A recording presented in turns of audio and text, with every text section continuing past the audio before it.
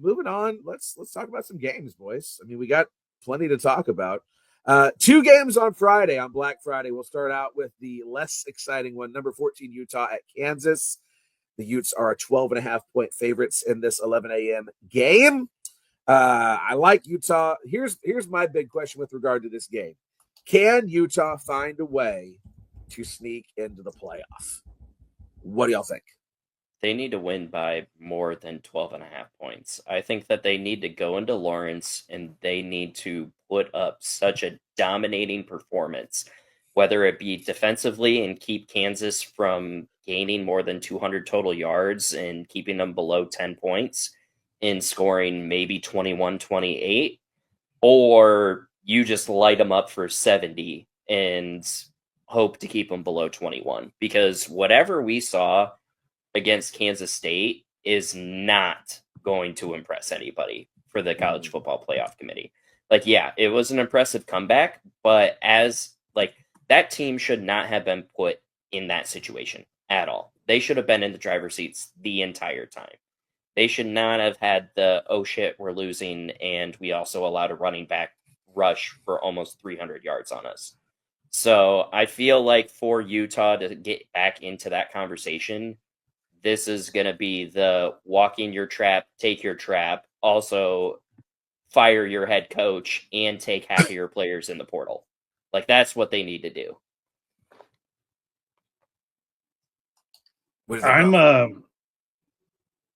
I just am excited to watch Jalen Daniels one last time because his college football career has taken up about 15% of my entire life.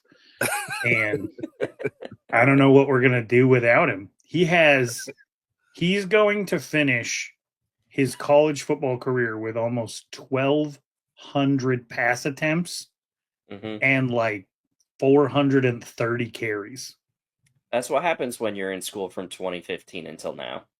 1,200 pass attempts with only 66 touchdowns is pretty funny. It's Kansas. That is pretty funny. I think Joe Burrow did that in 1 year in about 450 pass attempts. So I'm mostly interested in that because it's like, for a minute there, it was like, man, everybody wants a Jalen Daniels. And Utah's like, we got two Jalen Daniels at home. We got Devin Dampier and Bird Ficklin, and and they're putting a quarterback on the field just to run the ball, just to give Devin Dampier a break from also running the ball. Yeah, I don't know. Utah, I want to believe that maybe they're broken defensively and they can be upset by Kansas. And Kansas can go into the offseason with some warm and fuzzies that they did something special. But I also played Utah. We watched Arizona State go and play Utah, and they are when they want to be, they're absolute monsters. So I think it could get brutal, but I just don't see them. I don't see two Big 12 college football playoff teams because they stuck all of our teams in the mid-20s and none of us did anything about it. I think one AP voter had BYU at 8 and Utah at 11 going into the season, and I made fun of him, and now he looks like the smartest man in America. And he covers Georgia Tech, so what does he know? But, it would be pretty cool.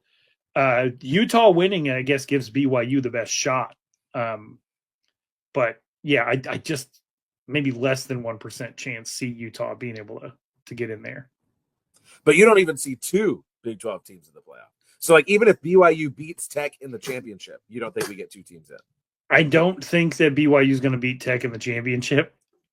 But if they did, you would have to. Yeah. You would have to. I mean, they might find a way to not do it, but I feel like and then it would be weird that you have Mark Harlan in charge of making sure BYU gets into, they swapped out one University of Arizona graduate for another. And or do we expect him to be good to BYU? We'll see. I don't know. No, I don't know. I don't think he will be. I don't even think he's pro Big 12 still. No. Was he ever? Was he ever pro No. Big 12? No.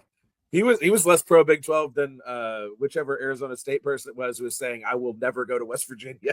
Well, that'd have been Ray Anderson. Yeah. who was making $500,000 to co-teach one class because we didn't want to fire him.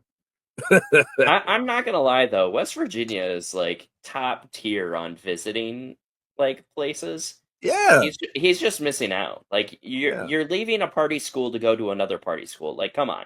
A party school with foliage, right? A party school that likes to burn couches for shits and giggles. Yes. And moonshine. That's what you have to remember. They burn couches. Did they have a recruit torch a couch in his announcement a couple weeks ago? Yes. Incredible. Incredible. I love this sport. You have to feed into the stereotypes. That's why it's called, for Iowa State, West Virginia, that's why it's called the Riot Bowl. Yeah. Because we all like couches. Yeah. You know, the last thing I'll say about this game, because I do think Utah should win, should cover. Kansas is playing for bowl eligibility, and they haven't ruined anyone's season yet. So, you know, it's now or never, basically, is what I'm trying to say in the Raptor enclosure.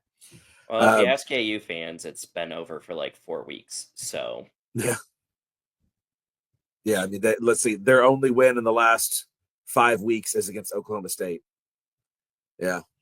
KU, that'll do it. KU head coach Colin Klein, come on down. I have a pretty inappropriate BYU versus Kansas question. Okay. Am I allowed to ask inappropriate question? You are encouraged to ask it. Again, no restraint, and it just popped into my head. Do you guys know who founded University of Utah? Brigham Young. That is true. Yeah. And who would you say that University of Kansas's most famous athlete alumni is? Gail Sayers, probably. Or wait, on the football end, sure. On the football end, sure. But overall, I mean, who's the most famous basketball player that went to Kansas? Wait, did Wilt Chamberlain go to Kansas? He did. Yeah. Okay. Okay. All right. So, do I even need to ask? What are you getting at? I'm just asking who you think had more friends. Oh, between Wilt Chamberlain and Brigham Young? It's probably a dead heat, honestly. It's probably good for those guys. That is a conversation worth pondering. I hope it comes up at a tailgate somewhere this weekend. Probably will.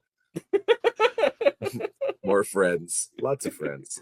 Okay, let's talk about our one allotted rivalry for rivalry week. And like you're saying, Ralph, somehow both of these teams have 8 wins. Holy mackerel. I did not see this coming. Arizona has just quietly continued to have a very successful season. And here you have it, a Territorial Cup where both teams have a heck of a lot to play for as far as bowl positioning goes and pride. Arizona is a 1.5 point favorite in Tempe for the 8 p.m. kick Friday night. That's 8 p.m. Central Time. So that's 6 p.m. Arizona time. I get y'all Pacific time at this point in the year. We have our own. We do our own thing. Yeah, we're they're one behind us now. Mountain time for now. Oh, mountain time for now. So 7 p.m. 7 p.m. Yes. Okay. Hit me, Ralph. How do you see this thing playing out? I tend to think that even with all the injuries, I like Arizona State at home at night. And I mean, honestly, I like y'all's defensive line a lot. So, but anyway, give me your take. The Arizona team is so much better than I thought it was going to be. And at risk of being too overly friendly during Territorial Cup week, which is it's kind of a nasty one. Brent Brennan is a nice guy, and I've always liked him. I always thought that when he was at San Jose State, the one thing that you could tell where he set himself apart from everybody else is the guys who ended up being 4 and 5-star recruits, their first offers would always come from San Jose State. So incredible talent evaluator, which could be helpful in the portal era. And we're seeing some of the guys that he's brought in, like Ismail Mahdi from Texas State, having a huge impact.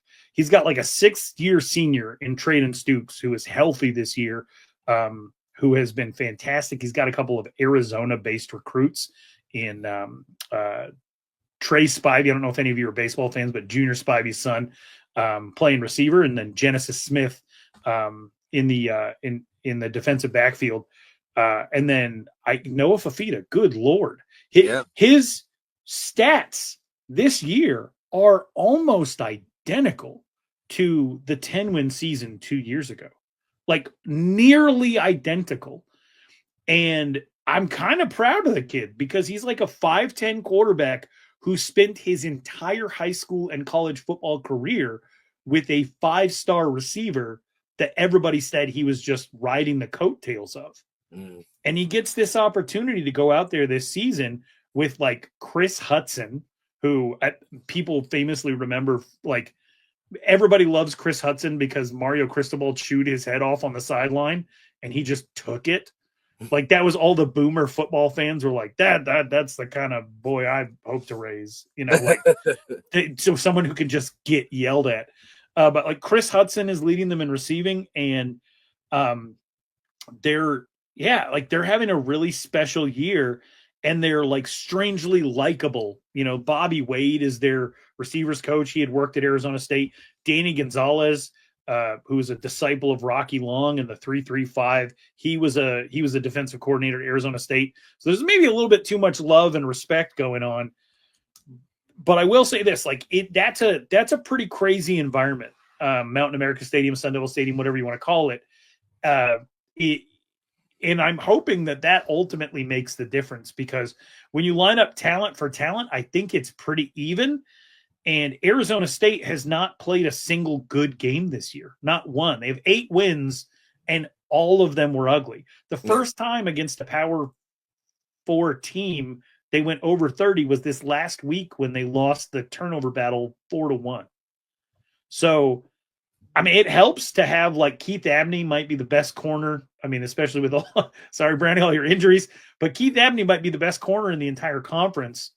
He's been dominant. And, you have a couple of linebackers who have also just been ridiculous, New Mexico and San Diego State transfers that have been ridiculous. And so the defense always seems to be in the right place. They always seem to make a big play. But yeah, I honestly couldn't tell you. I don't know what to expect. The game gets wonky sometimes. The photo that's behind my head right there was a game that was like 41-19 in the fourth, and Arizona State ended up winning by 1. 2 years ago, at the last year of Jed Fish, Noah Fafita absolutely destroyed Arizona State. And then last year, Arizona State returned the favor. And so Jordan Tyson is playing in this game. He didn't play last year. That could be helpful. But Jeff Sims is good for 2 of the wildest turnovers you've ever seen in your life in every single game. And you just hope that at this point, you got to accept that it's going to happen. And you have to ask yourself, can we survive it? But he's also been producing, which is really, he seems like a really good dude, and he's winning, and good for him. Like, he's reclaimed his legacy, and I'm happy for him, but it's going to be a tall task to beat Arizona.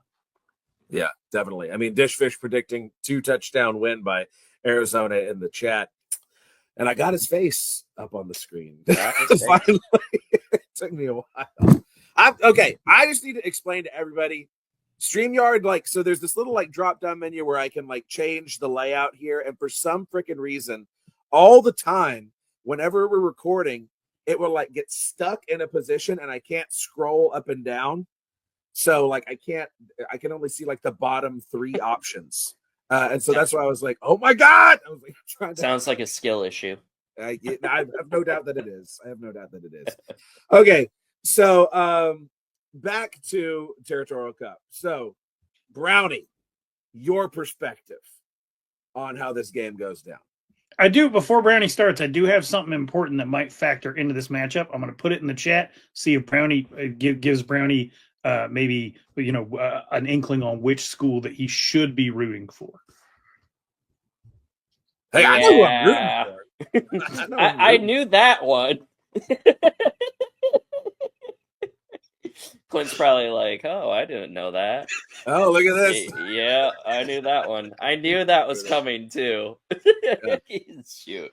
Honestly, I mean, I guess the benefit for me is I got to play both teams. Obviously, Arizona State didn't have Tyson when we played it. There it is.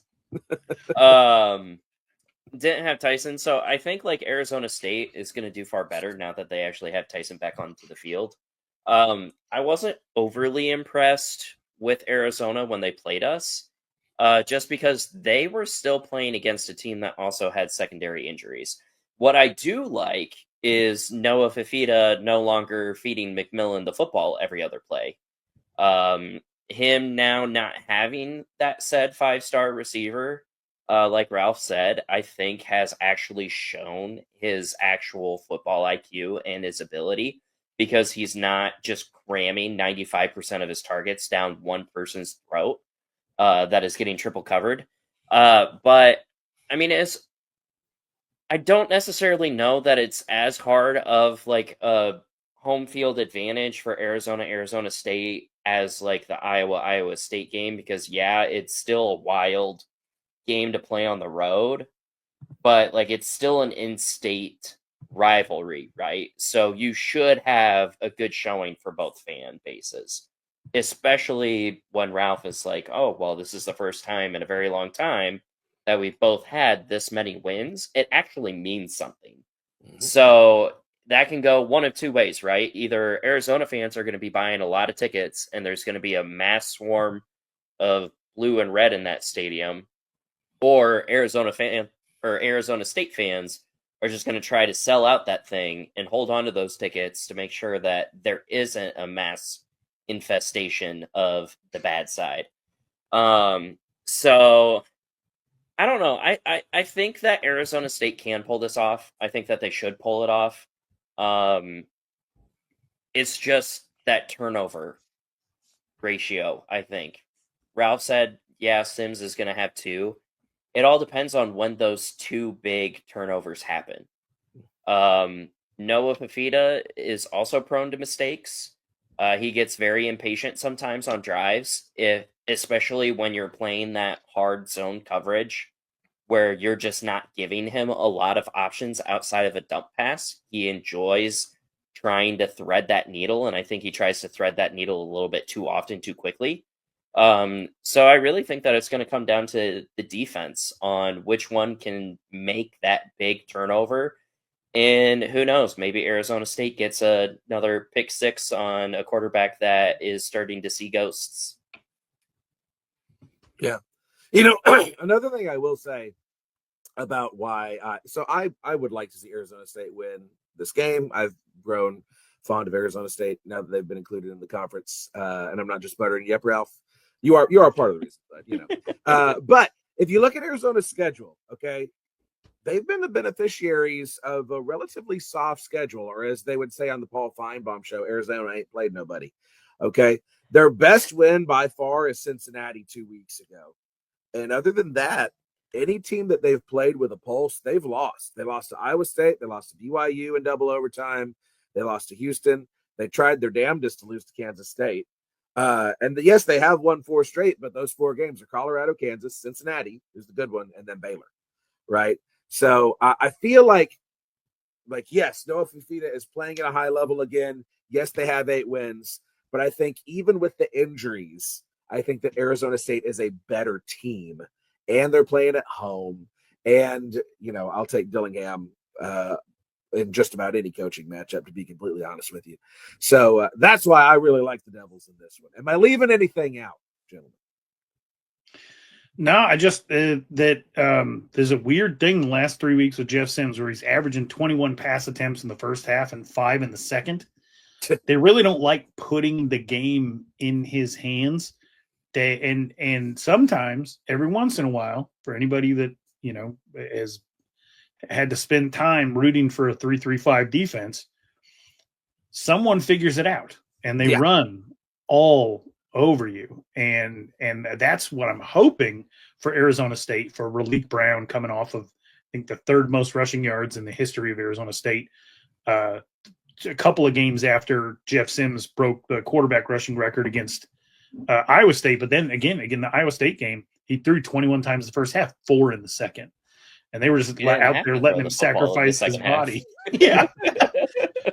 But I think, I don't know, like Iowa State, it was one of those things where they just broke their fist punching Arizona in the head. And so, it could be, Arizona could be good. It could be a momentum thing. It could be a bunch of teams that were struggling or trying to do stuff that they're not actually good at. Like, Baylor trying to throw on Arizona. Baylor probably could have won that game, but they kept trying to, thread the needle, and Sawyer Robertson was inaccurate, and they had his number, and it got away from them at the end of the game. But I don't know. I think this Arizona team, there's just so much to be positive about, except for that one thing of like, who have they actually beaten that is performing well or peaking. And even ASU pride, their fans certainly come up with an excuse if they lose, but you're down probably your top 4 players and Jordan Tyson playing on one leg. All the excuses have to go out the window. I was laughing. Somebody said you got to throw the records out the window for this one. Why? Yeah. I don't think you do. You're both 0-0 going into this. Yeah. I mean, that's the hackneyed rivalry game cliche. You know? And either team can win this game, hence the line, right? But no, you don't have to throw the records out. They're both 8-2. Yeah. Okay. This has some serious bowl implications, okay? It does. We can't just throw these records out the window. Someone's going to go to the Pop-Tart Bowl, maybe. You lucky sons of Please, Pop-Tarts, save me. That was literally like, I was like, man, if we don't get in the Big 12 championship game, like, at least get me to the Pop-Tart Bowl. We ain't going to the Pop-Tart Bowl.